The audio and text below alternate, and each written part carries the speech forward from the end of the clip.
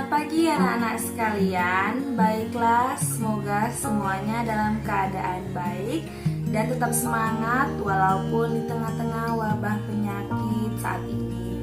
Oke anak-anak sekalian, pada hari ini kita akan memasuki bab baru dalam pembelajaran sejarah peminatan kelas 3, yaitu tentang perkembangan iptek dalam era globalisasi dan dampaknya bagi kehidupan umat manusia. Perkembangan teknologi persenjataan. Oke anak-anak sekalian, seperti yang kita ketahui, persenjataan itu sangatlah penting bagi dunia, di mana persenjataan adalah sebagai alat untuk memperkuat atau menjaga keamanan dari serangan dari dalam maupun dari luar. Persenjataan pun memiliki perkembangan yang cukup pesat dari waktu ke waktu, di mana persenjataan di dunia ini berkembang. Pada masa lampau itu berbeda dengan yang sekarang, di mana persenjataan itu dimiliki oleh negara-negara yang maju, yaitu adalah contohnya adalah negara Amerika Serikat dan Rusia. Kedua negara ini adalah dua negara yang besar dan saling bersaing, yaitu untuk memperkuat negara atau memperkuat diri dengan mendapatkan pengaruh dari negara-negara lain atau dukungan dari negara-negara lain. Nah, oleh karena itu, kedua negara tersebut pun akan saling berlomba-lomba menciptakan senjata yang sangat canggih.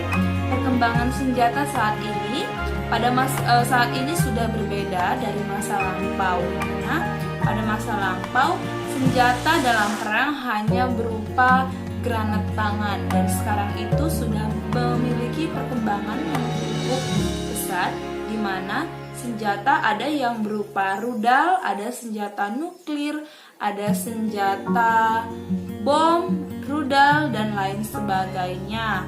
Hal itu pun sudah mulai mereka ciptakan dengan sangat canggih, yaitu sudah dengan sangat mudah dikendalikan dan tepat pada sasaran, tidak seperti pada masa lampau lagi. Hal inilah yang menjadi teknologi persenjataan itu dapat berkembang dengan pesat. Selanjutnya yaitu perkembangan teknologi komunikasi dan informasi. Anak-anak sekalian, pada masa lalu yaitu abad ke-20, seperti yang kita ketahui, nenek moyang kita dalam melakukan komunikasi masih dengan menggunakan cara yang sangat sederhana, yaitu dengan cara pos atau surat menyurat, atau ada juga yang kita ketahui dengan berbagai macam cara, yaitu seperti kentungan, kemudian dengan menggunakan merpati dan lain sebagainya. Dan cara itu sangat-sangat sederhana. Selain sederhana, juga memakan waktu yang cukup lama. Kemudian di abad ke-21, pada saat sekarang ini, kita sudah mulai menikmati bagaimana perkembangan teknologi di bidang komunikasi dan informasi. Seperti anak-anak yang ketahui saat ini, kita juga sudah menggunakan teknologi komunikasi dengan sangat canggih, yaitu adanya mobile phone atau telepon seluler anak-anak sekalian. Atau juga kita bisa menggunakan laptop atau notebook untuk mengerjakan segala sesuatu pekerjaan kita dari rumah, seperti yang kita ketahui saat ini. Hal itu sangat mempermudah, di mana kita dengan sangat mudah mendapatkan informasi dari luar, kita bisa mengaksesnya dari internet. Selain itu juga tidak memakan waktu yang cukup panjang, melainkan kita juga bisa secara langsung pada waktu bersamaan mendapatkan informasi dan dapat berkomunikasi dari jarak jauh dengan orang-orang sekitar kita. Maka dari itu, teknologi komunikasi dan informasi mengalami perkembangan yang sangat pesat saat ini. Terakhir yaitu perkembangan teknologi transportasi. Oke anak-anak sekalian, transportasi adalah salah satu alat pemindahan manusia ataupun barang-barang, yaitu dengan cara-cara tertentu.